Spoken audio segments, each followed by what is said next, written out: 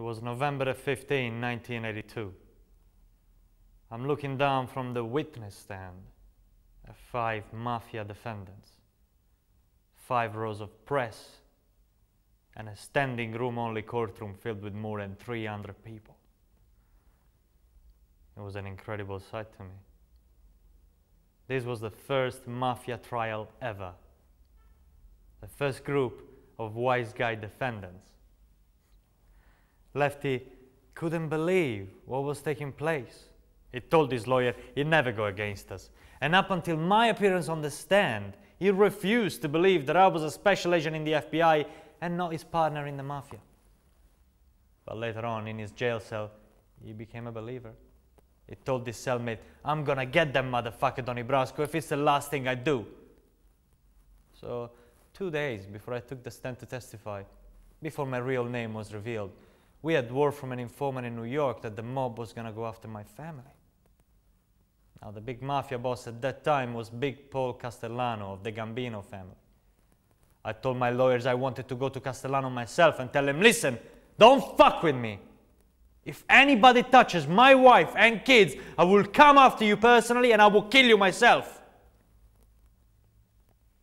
I didn't do it because I thought it jeopardized the case. I spent 6 years undercover in the mafia. 6 years. They decided to make it a one-man operation job. I was picked because I just came out of the successful operations. I was familiar with the street words and, yes, because I was Italian.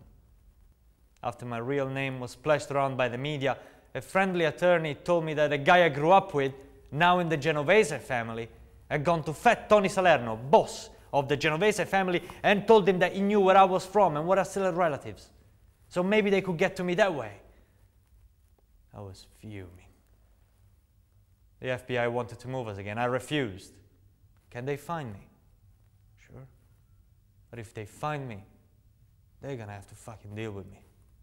Whoever they send has to be better than I am. Those bastards are not gonna have me and my family to live in fear forever.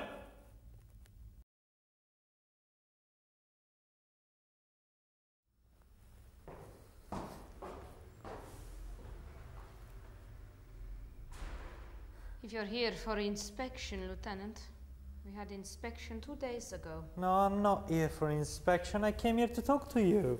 What can I do for you, Lieutenant? Well, it seems as if you're not well disposed towards visitors, compañera. What can I do for you? This letter.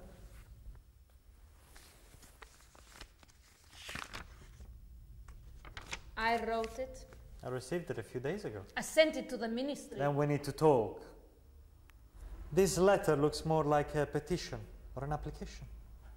What sort of things are you applying for? I'm asking you to put an end to the postal theft. You hold up all my letters from abroad. You open up all my correspondence. I haven't received a letter from my husband in over 3 months. You're beautiful. I remember the first day they brought you to the ministry. I couldn't look at you too much. I must say, that picture in your file does not do you justice. I think I should get a photographer in here and photograph you again. I don't like to have my picture taken, Lieutenant. Can you do something about my mail or not? I can do a lot about your mail. You receive a considerable amount of correspondence. Dangerous correspondence. Someone found a weapon inside one of your envelopes the other day. They told me one of our officers at the post office almost bled to death. They found razor blades inside one of your envelopes, compañera. They shouldn't have gone through my mail. Is that provocation, compañera? I just want... Someone sending you razor blades so you can cut someone's throat? Or do you intend to do some harm to yourself? Those were for my legs, Lieutenant. To shave my legs.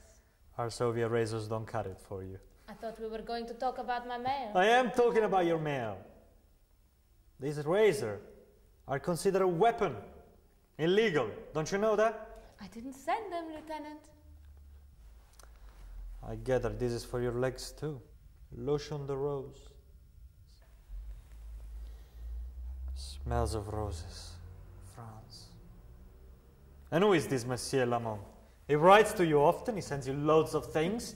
What, did you give your legs to this man? Look, I don't Are think you you have the in right. love with this man? I don't think that's Is important. he your lover?